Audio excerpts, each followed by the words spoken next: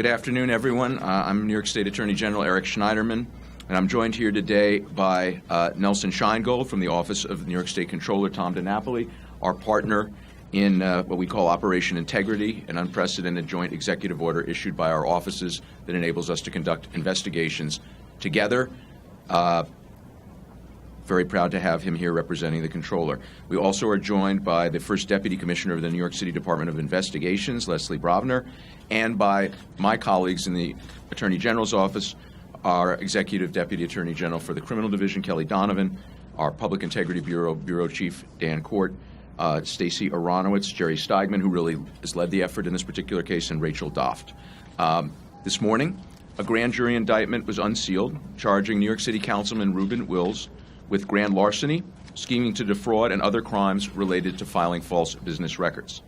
The indictment is the result of an ongoing investigation conducted by our Public Integrity Bureau into political corruption in the County of Queens.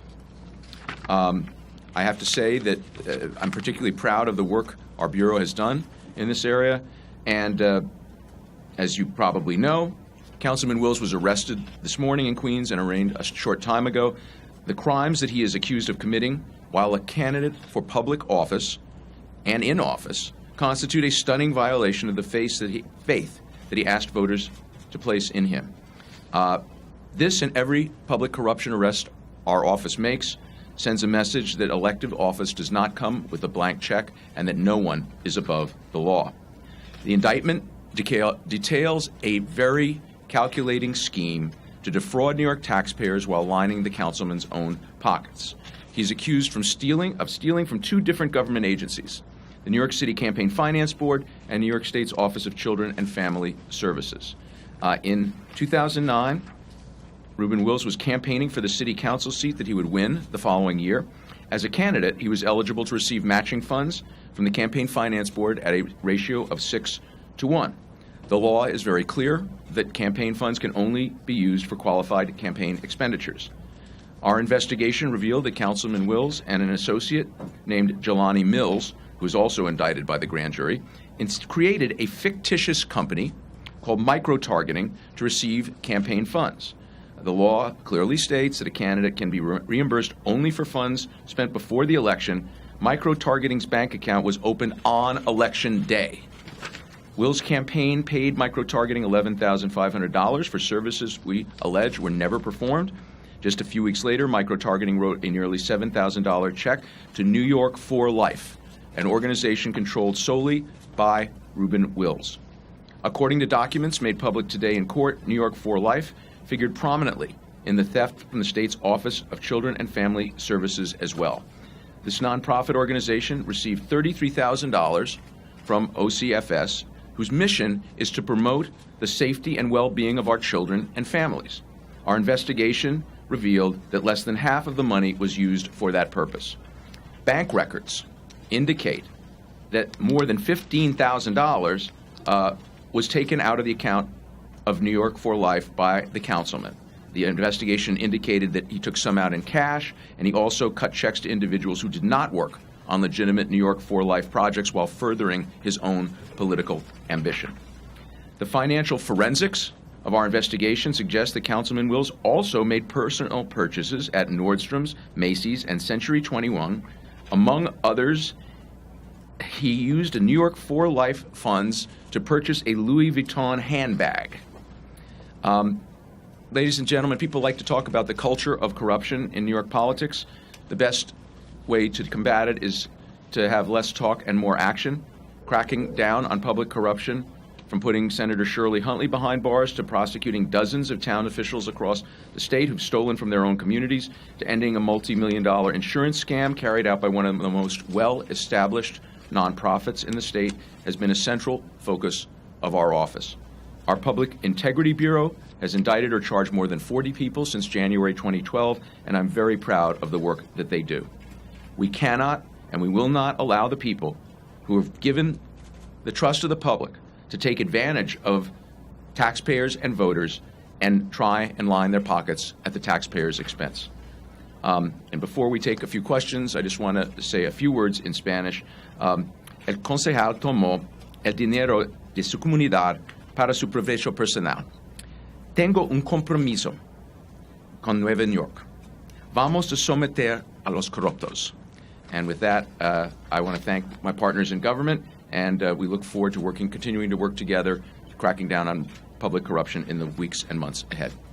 Folks, I'll take a few questions. Can you just introduce yourself before you start, Dave? Go ahead. Dave Evans, General Schneiderman. Can we ask you, the reportings we heard so much about last year involving Shirley Conley and that there were other people who she may have been implicated, did that help you at all in this investigation? Well, this investigation is somewhat connected to that in the sense that Senator Huntley actually was the one who designated the member items that were stolen, and also Ruben Wills used to be her chief of staff. So there's a relationship there. We also got information for this case from the office of from OCFS because they were unable to obtain backup for these expenditures. So it's somewhat connected, but it has independent sources as well. Mr. Attorney General, seeing as Shirley Huntley was indicted and convicted on charges that are very similar to what we see here, i.e.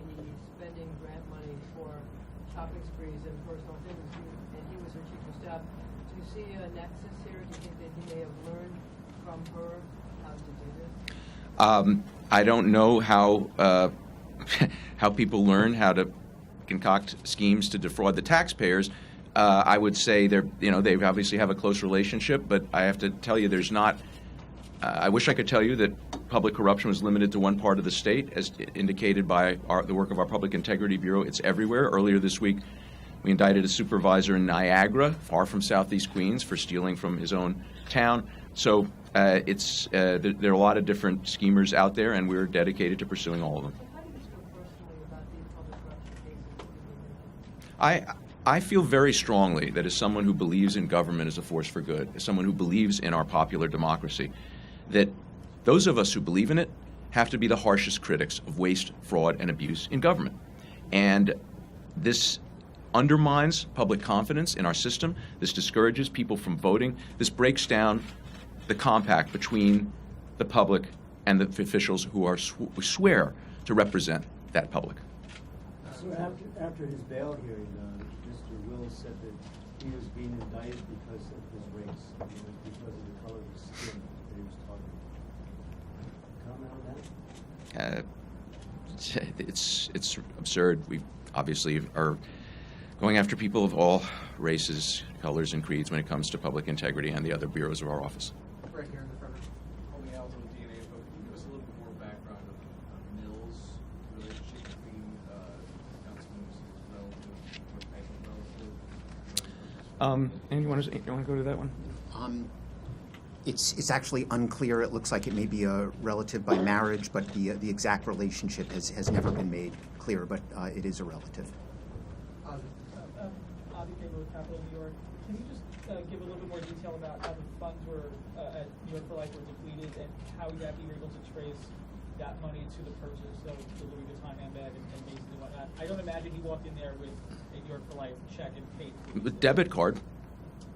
Yes. From the organization? Yes. He took out cash from ATMs. We have bank records showing he took cash from tellers, and he used a debit card. And they wrote checks to some other cronies. Right here in second row. Michael Aarons from Daily News. As you know, the state has generally abolished member items. And Mayor de Blasio wants to do the same thing on the city council level. Do you think that the city council should have the same approach to member items, get rid of them that the state legislature did? I'm going to leave that as a matter for the council. I know the new speaker is reforming the system right now. I'll leave that to the council. James. Yeah, James Ford from WPIX Channel 11. Can you elaborate on your feelings about the money that didn't go where it should? In other words, you said that the Office of Children and Family Services was supposed to get this money. Were there needy people who needed it and didn't get it? Your thoughts on that? Look, this is essentially taking money that taxpayer money that was supposed to be used to help children in need. The New York for Life was supposed to run 4 different programs.